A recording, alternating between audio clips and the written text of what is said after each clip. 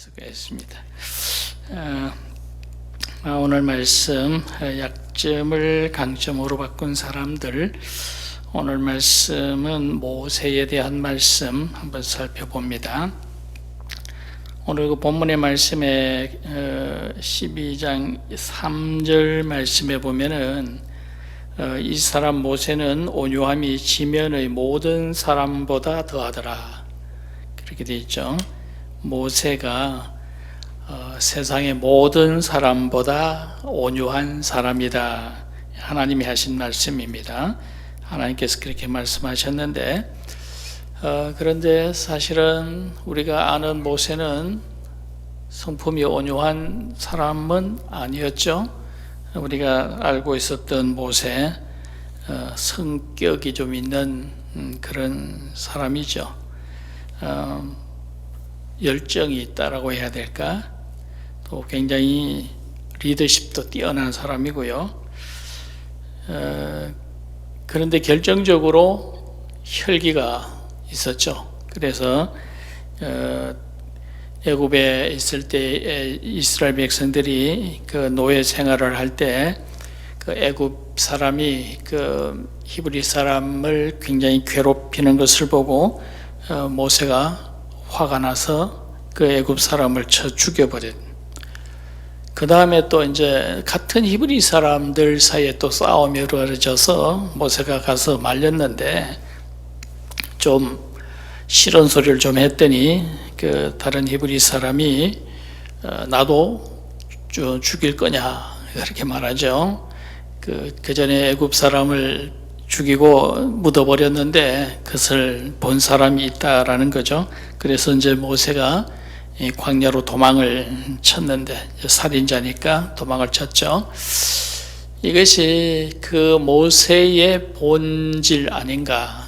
굉장히 혈기가 있는, 물론 그 히브리 사람 자기 동족이 어려움 당하는 것을 보고 화를 낸 것, 어떻게 보면 그것은 의협심이 아니냐, 또는 어떤 신앙적인 어떤 열심, 그런 것이 아니냐 이렇게 말할 수도 있겠지만은, 그러나 사람을 죽였다라고 하는 것은 그건 분명히 혈기죠. 이거는 혈기라고 볼 수밖에 없습니다.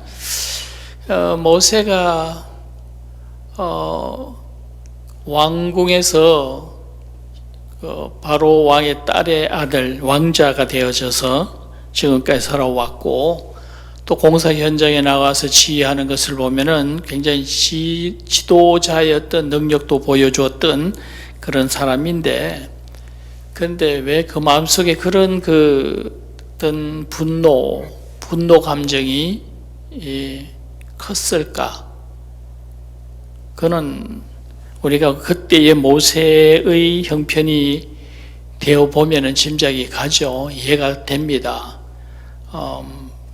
아기일 때 어쨌든 엄마가 자기를 강에다 버렸고요. 버림을 받은 그런 마음의 상처가 있기도 하고요.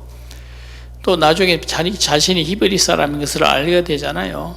그럼 또 애굽의 왕자로 있게 되어지니까 그 정체성이 항상 불안할 수밖에 없고요. 또 그 지위도 언제 자기가 그 자리에서 물려날지도 모르는 그런 상황이고, 여러 가지 불안 요소들이 있었죠. 그래서 역시 그런 보이지 않는 마음의 상처, 이런 것들이 많아서 어떤 분노 감정이 모세의 마음속에 많이 있지 않았을까, 그렇게 우리가 볼 수가 있는데, 어떻게 그런 혈기가 있고 또 좋게 말하면 열정이 있는 사람이고 그런 사람인데, 분노가 많은 사람인데, 그런 사람인데 어떻게 해서 지금 민수기 12장에서는 하나님이 모세를 지면의 어떤 사람보다 온유한 사람이다 그렇게 말씀을 하셨을까? 하나님이 모세를 잘 모르고 하신 말씀인가? 그럴 리는 없죠. 하나님께서 모르실 리는 없는 거고요. 하나님께서 판단하실 때에는 모세가 참 온유한 그런 사람이다, 그렇게 하나님께서 말씀을 하시는 겁니다. 자, 그래서 오늘 우리가 어떻게 모세가 그런 혈기가 있는 사람이 그렇게 온유한 사람이 되었을까라고 하는 것, 그것을 몇 가지 우리가 한번 생각해보고 찾아볼 수가 있겠습니다. 제일 먼저 현실적으로 모세는 그 사건을 통해서 혈기 때문에 많은 것을 잃게 되었다라고 하는 것, 이것을 깨닫게 되죠. 그렇죠. 모세는 그 바로 왕의 공주가 물에서 건져내서 자기의 양자로 삼았는데, 역사적으로 세계사를 찾아보면은 그 당시에 모세 시대의 그때의 바로 왕이 누구냐면은 투트모스 1세입니다. 그럼 투트모스 1세의 공주가 누구냐 하면은 핫세수트라고 하는 공주거든요. 그 투트모스 1세에게는 그 핫세수트라고 하는 그 공주 외동딸밖에 없어요. 그 외동딸밖에 없었고, 또 역사에 보면은, 세계사 보면은 이 핫세수트라고 하는 이 공주가 굉장히 유명한 사람입니다. 그 18대, 애고의 18대 여왕으로 나와요. 그러니까 외동딸이니까. 모세를 건져냈을 때는 우리가 성경에 보면은 그 나일강 강 옆에 어떤 별장 같은 데서 수영하고 쉬다가 건져내고 그러잖아요. 그 당시에는 투트모스 1세가 그 건재했을 때고요. 그때는 이 공주가 위에 그 나일강 그 북쪽 땅에 거기에 있던 분봉 왕으로 책임을 지고 있는 그런 상태였다라고 하고요. 그러다가 이제 결혼했는데, 결혼해서 그 남편이 투트모스 2세입니다. 투트모스 2세가 남편인데, 그 남편 사이에 자식이 없었어요. 자식이 없다가 모세를 건져서 그냥 양자로 삼은 거죠. 그러다가 나중에 이제 남편이 투트모스 2세가 다른 어떤 후궁인지 어떤 다른 여자를 통해서 아이를 하나 낳았습니다. 그래서 이제 공주에게는 그 사람이 공주에게는 핫셉스트에게는 이제 이복 아들 그렇게 되어 있는데, 세계사에 보면 이상한 것은 배다른 아들, 이복 아들이면서 또 조카다 이렇게 나오거든요. 왜 또 조카가 되느냐, 이복 아들인데 왜 조카가 되느냐, 그걸 따져보니까 그 남편 투트모스 2세가 또 그 배다른 형제 동생 그런 관계예요. 그러니까 배다른 형제 동생이면서 남편이 되어진 그런 관계입니다. 그러다 보니까 이제 다른 여자에게서 낳은 아들이 자기의 이복 아들이 되기도 하고 또 조카가 되기도 하는 거죠. 세계상 그렇게 나오는데, 어쨌든 그런 상황에서 모세는 어떻게 보면은 후계자가 될 수 있는 가능성이 굉장히 많은 거죠. 그러다가 이 핫셉스트 이 공주의 남편이 일찍 죽어요. 또 일찍 죽고 나니까 투트모스 1세도 죽었고 2세도 죽었고, 지금 3세는 이복 아들인데 나이가 어려요. 그때 7살인가 밖에 안 됐어요. 그러니까 결국은 이 핫셉스트가 여왕이 됩니다. 그 남자만 왕이 되어야 되는 어떤 그런 원칙을 깨뜨리고 여왕으로 즉위를 하게 되어져요. 그리고 이제 또 후계를 물려줘야 되는데 20년 동안 통치를 합니다. 이집트 역사에서 핫세스투트 여왕 때 굉장히 이집트가 부흥했다라고 하는 그런 기록이 있는데 20년 통치를 합니다. 그리고 이제 다시 또 후계를 넘겨줘야 되는데 갈 데가 없잖아요. 후계가 갈 데가 없으니까 결국은 이복 아들, 그 아들에게 이제 왕위를 넘겨주는데 아직도 나이가 어려서 한참 동안 섭정을 하는 그런 관계가 되죠. 근데 그 사이에 모세가 있단 말이에요. 이 세계사에는 모세의 그런 관계와 모세의 기록은 나와 있지 않지만은 성경에 보면은 바로 그 시점이 모세가 핫세스트 공주의 아들로 양자로 있었거든요. 근데 아스리트 3세 이복 아들보다는 나이가 훨씬 더 많고 그 아들 나이가 아주 어리었단 말이에요. 그렇기 때문에 후계가 없는 상황이 사실은 후계가 지정되어지지 않는 사람이 마땅한 사람이 없는 그런 상황에 모세가 왕자 노릇을 하고 있었습니다. 그것도 나이가 40이 되도록 이미 성숙한 청년이 되어 있었죠. 그런데 그 이복 동생은 나이가 아직도 어렸고요. 후계가 될 수 있는 가능성이 충분히 있었던 그런 상황입니다. 또 자기 양어머니가 또 이미 여왕으로 즉위를 했었고, 그렇죠.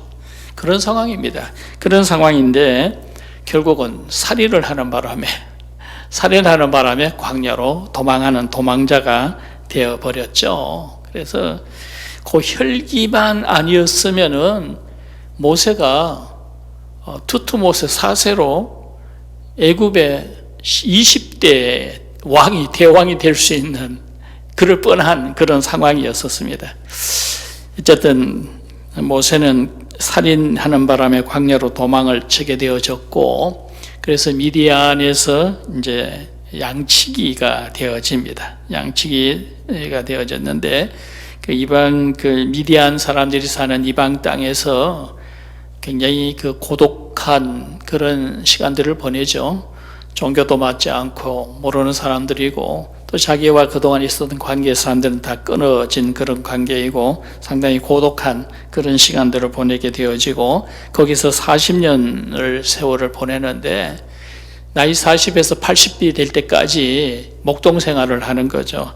어떻게 보면 참 무기력한 그런 세월을 거기서 보내는 것이 아닌가 그렇게 볼 수가 있죠. 그래서 모세는 그 기간 동안에 철저하게 깨닫는 거죠.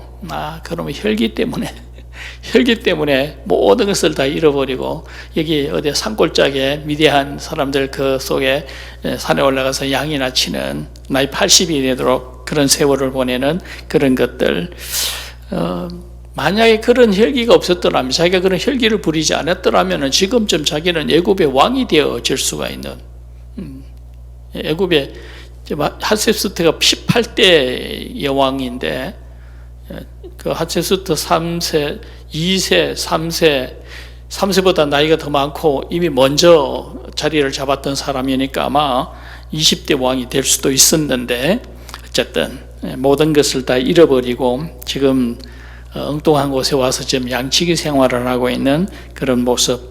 그래서 철저하게 깨달아 아는 겁니다. 혈기 때문에 참 모든 것을, 많은 것을 잃어버렸다라고 하는 것을 철저하게 깨달아 알게 되어졌다라는 거고요.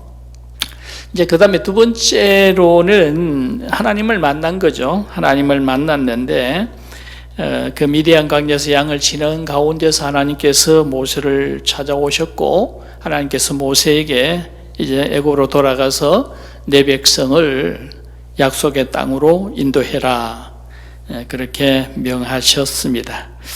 그때 모세가 뭐라고 대답해요? 출애굽 2장에 나오는데 모세가 제가 누구길래 그 일을 할 수가 있겠습니까? 그렇게 말하죠. 애굽에 돌아가라고 하니까 애굽에서 자기는 도망쳐 나온 살인자인데, 그죠? 그리고 지금 이제 신분이 다 밝혀졌고, 이제 돌아가면은 자기는 뭐 살아남지 못할 것 같은데, 내가 누구기에 그 일을 할 수가 있겠습니까? 그렇게 말하죠. 하나님께서 모세에게 하시는 말씀이 뭡니까?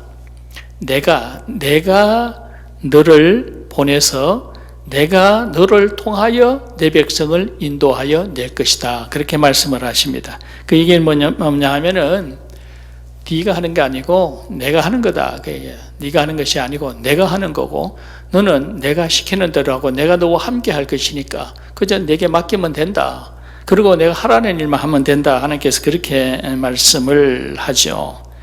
모세가 그 말씀을 듣고 겸손해집니다. 겸손해지고 모세가 생각하는 것은 뭐냐면 그렇다. 내가 하는 것이 아니고 하나님이 하시는 것이다. 나는 하나님 앞에 맡기면 되는 것이고 하나님께서 하라는 대로만 하면 되는 것이다. 순종만 하면 되는 것이다. 모세가 그런 것을 깨달게 되어지죠. 모든 것을 자신이 해야 된다 생각할 때, 내가 모든 문제를 해결해야 되겠다고 생각할 때에 사람들은 분노를 내기도 하고 혈기를 내기도 합니다. 내가 다 해결해야 된다고 생각을 하니까 그게 부담스럽기도 하고, 또 내가 책임을 져야 되니까, 내 책임이니까 내 생각이 또 바로 서야 되고, 또 내 생각대로 가야 되고, 그러다 보니까 자기 마음이 안 들면 화가 나는 거고요, 분노가 생기는 거고, 그런 거죠. 근데 모세가 하나님을 만났을 때에 하나님이 네가 아니고 내가 한다라고 했을 때에 모세가 비로소 하나님께 자신의 모든 주도권을 넘겨드리는 거죠. 하나님께 주도권을 다 넘겨주고 나니까 화를 낼 이유가 없고 혈기를 낼 이유가 없습니다. 하나님이 주도권을 가지고 계시고 하나님이 하시는 일이고, 나는 하나님 앞에 맡기는 사람인데 내가 왜 혈기를 내고 내가 왜 분노를 내고 내 마음대로 안 된다고 내가 와 성질을 내겠느냐. 그렇죠. 하나님 앞에 주도권을 다 넘겨드리고 나니까 모세는 화를 낼 이유가 없더라, 혈기를 부릴 이유가 없더라라고 하는 것, 그것을 깨달아 알게 되어진 것, 그것을 우리가 봅니다. 그래서 우리가 항상 내가 뭘 해야 된다라는 생각보다는 하나님의 손에 맡겨야 된다는 생각을 해야 되고요, 사람들을 보는 것이 아니라 하나님을 바라봐야 된다. 자꾸 사람들을 쳐다보고 내가 모든 것을 주도한다고 할 때에 사람들이 내 마음대로 안 따라주고 사람들을 엉뚱하게 하고 잘못되어지고 보면 막 화가 나고 혈기가 나고 그러잖아요. 그런데 우리는 하나님을 보아야 된다. 하나님이 저들을 주장하실 것이고 하나님께서 사람들의 마음을 다 통치해 주실 것이고, 나는 하나님께 내가 모든 것을 맡기고 주도권을 하나님께 넘겨드리고 난 그냥 하나님의 손에 사용되어지는 것이다. 그런 믿음을 가지고 살아갈 때에 우리가 화를 낼 이유가 없죠. 혈기를 부릴 이유가 없는 것이다. 모든 것을 하나님의 섭리에 있는 것이고 하나님께서 계획하시고 하나님께서 모든 것을 맡아 주장하신다라고 하는 그런 믿음을 가지고 살아가야 된다. 우리가 그 주변의 사람들을 보지 말고 우리는 항상 하나님을 보고 하나님 앞에 내 자신을 조명하는 그런 믿음의 삶을 살아간다고 한다면 모세처럼 그런 인간적인 혈기나 분노 이런 것을 얼마든지 내려놓을 수가 있고 마음의 여유를 우리는 충분히 가질 수 있을 것이다 라고 하는 그런 말씀입니다. 그 다음에 이제 세 번째로 모세가 어떻게 그런 그 어떤 혈기를 내려놓고 그렇게 온유한 사람이 되어질 수가 있었을까? 세 번째는 자신에게 주어진 사명감, 그 사명감을 가지고 공동체를 위하는, 그렇죠? 자신보다는 공동체를 생각하고 그 공동체를 이끌어 가라고 하시는 하나님의 주신 사명, 그 사명을 잘 감당해야 되겠다고 하는 어떤 사명의식, 이것 때문에 온유한 사람이 될 수가 있지 않았느냐라는 거죠. 공동체의 이익을 위하고 공동체를 선하게 이끌어 가려고 하다 보면은 자신을 절제해야 됩니다. 그죠? 자기 성질대로 그렇게 화난다고 그렇게 막 이렇게 할 수가 없는 거죠. 공동체의 유익을 위하고 모든 사람이 이익을 생각한다고 한다면 자기 자신을 절제를 해야 된다. 자기 감정을 조절해야 되고요. 또 자기 감정을 희생할 줄도 알아야 되고 그렇게 해야 될 수밖에 없는 것이다. 그런 얘기입니다. 어젠가 그저께인가 그 미국의 그 폼페이오 국무장관이 그 한 말이 그 중국하고 이란하고 북한 이 세 개 나라는 정부가 국민들을 위해서 있는 정부가 아니고 국민들이 정부를 위해서 있는 그런 나라다. 그렇게 얘기를 했어요. 이란하고 중국하고 북한, 특히 북한이 그렇잖아요. 북한의 국민들은 오직 김정은이를 위해서만 있는 거예요. 김정은은 국민들을 위해서 존재하는 사람이 아닙니다. 그죠? 이 독재자들이 주로 이제 그런 모습을 보이는데, 모세는 오로지 자신은 그런 공동체를 위해서 섬기라고 하시는 하나님의 말씀에 따라서 자신의 사명을 감당하려는 그런 마음의 자세가 되어 있고, 자신은 그런 사명의식 가지고 있다 보니까 혈기나 자기 생각, 고집 이런 것을 다 내려놓더라라는 그런 말씀입니다. 아까 우리가 보았던 본문의 말씀에 하나님이 그 모세가 그 모든 사람보다 온유하다라고 그렇게 말씀하셨는데, 그 말씀하신 그 배경이 12장 1절에 보면은 모세가 구스 여자를 취했으므로 그 미리암과 아론이 모세를 비방했다라고 하는 말씀이 나옵니다. 여기 모세가 구스 여자를 취했다라고 하는 것, 아마도 이거는 그 시보라가 죽어서 사별하고 이제 다시 재혼을 한 것이 아닌가 그렇게 볼 수가 있고요. 이 이후에는 시보라 얘기가 전혀 안 나옵니다. 그래서 시보라가 사별한 게 아니냐. 왜냐하면 그때 시보라 나이도 이미 나이가 80이니까 뭐 그럴 수 있죠. 그러고 나서 재혼을 했는데 하필이면 구스 여자를 취했다. 그래서 이제 미리암이 이제 그것을 비방했다 그러는데, 구스는 이디오피아잖아요, 그죠? 이디오피아는 그 당시에는 애굽하고 같습니다. 애굽하고 이디오피아가 사실은 두 개 나라이면서 한 개 나라예요. 합치면 하나의 나라가 되고 나눠주면 두 개 나라가 되고, 그래서 그때의 그 왕관이 이중 왕관을 쓰잖아요. 이 이집트하고 이디오피아를, 구스를 둘 다 통치하게 되어지면 왕관을 두 겹으로 씁니다. 그러다가 나눠주면 한 겹을 쓰게 되어지고 그런 시대죠. 근데 모세는 사실은 애굽에서 왕자가 되었고 40년 거기서 살았잖아요. 그러니까 모세에게는 이게 뭐 그게 좀 이상한 건 아닙니다. 그 사람들하고 같이 살았다 한민족으로 40년을 살았던 사람이니까. 어쨌든 간에 모세가 그렇게 재혼을 했는데 이제 미디안이 비방을 했는데, 그때 그 비방에 대해서 사실은 지도자에 대해서 비방을 하는데, 그 비방에 대해서 모세가 어떻게 대처를 했느냐. 그게 오늘 3절의 말씀에 이 사람 모세는 온유함이 지면의 모든 사람보다 더하다라고 하신 이 말씀이 뭐냐면은, 모세가 굉장히 온유하게 대처를 했다는 얘기예요. 자기를 비방하지만, 지도자를 비방하는데도 불구하고 모세가 화를 내거나 뭐 혈기를 내지는 않았다. 아주 온유하게 그 사람들을 대했다라고 하는 그런 의미가 이 속에 포함이 되어 있어요. 그래서 하나님께서 그렇게 말씀하시는 거잖아요. 왜 그러냐? 지도자가 되다 보니까 공동체의 이 공동체를 잘 이끌어가기 위해서는 그런 그 혈기나 분노를 절제를 하고 그거를 조절해야 된다라고 하는 그런 생각이 강했지 않았느냐라고 하는 그런 말씀이고요. 애굽에서 나와서 가나안에 갈 때까지 모세는 줄곧 그런 모습을 보입니다. 홍해 가로막혔을 때에 이스라엘 백성들은 모세를 욕하고 비방을 하고, 우리가 죽을 데 없어서 여기까지 끌고 나왔느냐 막 그러잖아요. 그때도 모세는 가만히 있어봐라, 하나님이 어떻게 하시는가 보자, 굉장히 절제된 그런 온유한 그런 모습을 보이고 있고요.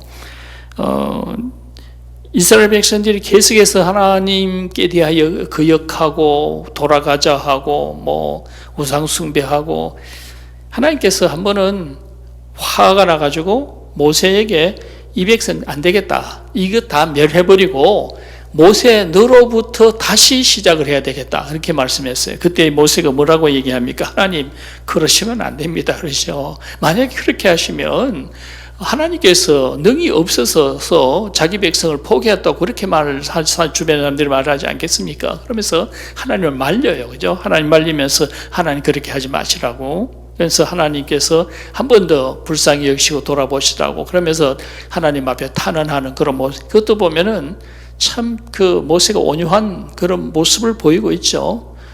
너로부터 다시, 하나님 백성 너로부터 다시 시작했다.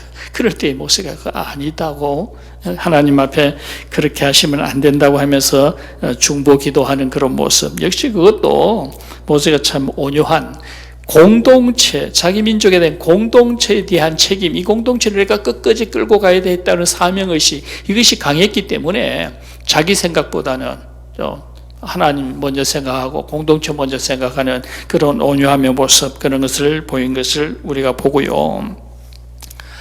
마지막 40년 광야 생활 끝나고 홍해만 건너면 가나안에 들어가게 되어지는데 홍해를 가로막혀 있는 요단강을 내려다보고 있을 때에 하나님께서 뭐라고 얘기하십니까? 요단강을 건너면 저쪽에 땅이 보이는데, 가나안 땅이 건너편에 보이는데 하나님 모세에게 네 역할은 여기까지다 그러잖아요. 네 역할은 여기까지다. 모세에게 모든 것을 넘겨줘라. 아니, 여호수아에게 위임을 해라. 그렇게 할 때에 모세는 전혀 화내지 않습니다. 그죠? 전혀 화 안 냅니다. 그냥 그대로 그것을 받아들이고 정말 자기 몸종이었던 여호수아에게 모든 것을 넘겨주고 위임하는 그런 모습을 보입니다. 이것도 보면은 모세가 공동체의 유익을 위해서 하나님의 뜻에 순종하는 것. 그러고 나서 여호수아가 넘어가서 이제 가나안을 정복할 때에 새로운 시대가 열려지는 그런 것을 우리가 보는데요. 물론 모세는 율법을 대표하는 사람이고 여호수아는 그리스도를 상징하는, 은혜를 상징하는 사람이다. 그래서 하나님의 그 어떤 계획이 있었다. 우리가 그렇게 해석을 하긴 하지만 어쨌든 그 당시에 모세는 굉장히 온유한 모습을 보입니다. 이 온유한 모습을 보이는 것은 사명의식이 투철했고 장래를 내다보면서 미래를 바라보면서 자신의 있는 그런 감정을 내려놓는, 절제하는 그런 모습, 이것을 우리가 볼 수가 있었다라고 하는 그런 말씀이죠. 그래서 모세는 정말 원래는 굉장히 혈기가 있는 사람이고 분노가 있었던 그런 사람인데, 물론 리더십도 있었지만 그런 사람이었는데 결국은 하나님을 만나고 자기가 맡은 사명을 깨달아 알고 미래를 내다보는 그런 모습이 되어지면서 자기 속에 있던 분노나 감정을 다 내려놓게 되어지고요. 그러면서 남보다 더 철저하게 온유한 그런 사람이 될 수가 있었다라고 하는 것, 이것을 우리가 여기서 볼 수가 있습니다. 우리가 매사에 이런 어떤 적극적이고 성격이 급한 그런 사람들, 근데 그렇지 않은 사람은 사실은 별로 없습니다. 요즘 한 성격하는 사람, 그런 거 없는 사람이 어디 있어요, 그죠? 세상이 또 사람들 그렇게 만듭니다. 세상이 자꾸 사람들 급하게 만들고 정말 성격을 조금 이렇게 만들죠. 좀 급하게 만들고 분노도 내게 만들고, 세상이 그런 세상인데, 그런데 이런 급한 성격, 어떤 아주 적극적인 그런 도전적인 성격, 이런 것들이 두 가지 방향으로 가는 거죠. 그 성격을 컨트롤을 못하고 혈기를 내면 그건 실패로 가는 거고요. 그건 실패하는 거죠.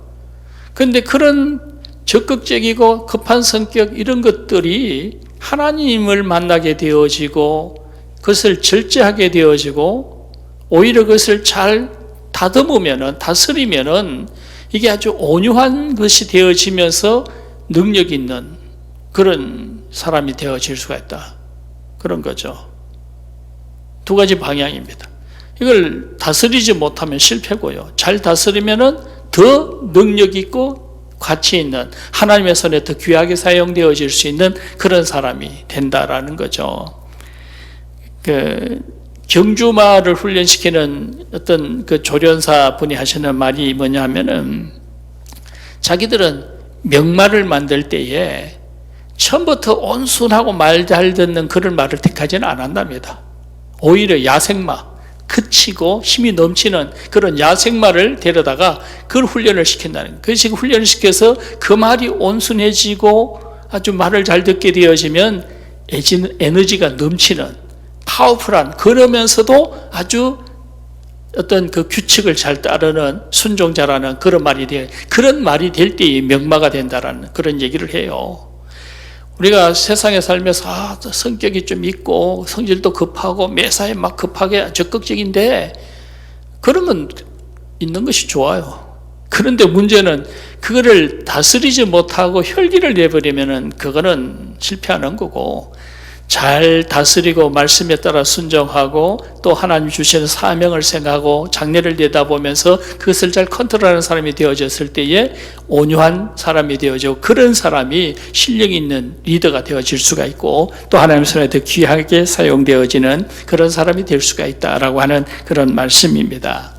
그래서 오늘 우리가 하나님을 제대로 만나고 하나님이 만들어 사용하시는 그런 사람이 되어질 때에 우리가 모세와 같은 그런 훌륭한 그런 사회 지도자가 되고 또 하나님 손에 귀하게 또 사용되어지는 그런 믿음의 사람이 되어질 수 있다라고 하는 그런 말씀이죠. 그래서 오늘 우리가 늘 생각을 해야 됩니다. 그냥 무조건 조용하고 그저 그렇게 기력이 없는 이런 모습보다도 열심을 가지고 열정을 가지고 살아가는 그런 모습이 좋죠. 그런 모습이 좋은데 중요한 것은 하나님을 만나야 되고 하나님을 통해서 그것이 절제가 되어지고 온유한 사람으로 변화되어졌을 때에 정말 하나님의 손에 더 귀하고 파워풀한 그런 믿음의 사람이 될 줄로 믿습니다. 우리가 그렇게 되어지기를 원합니다. 한번 기도하겠습니다.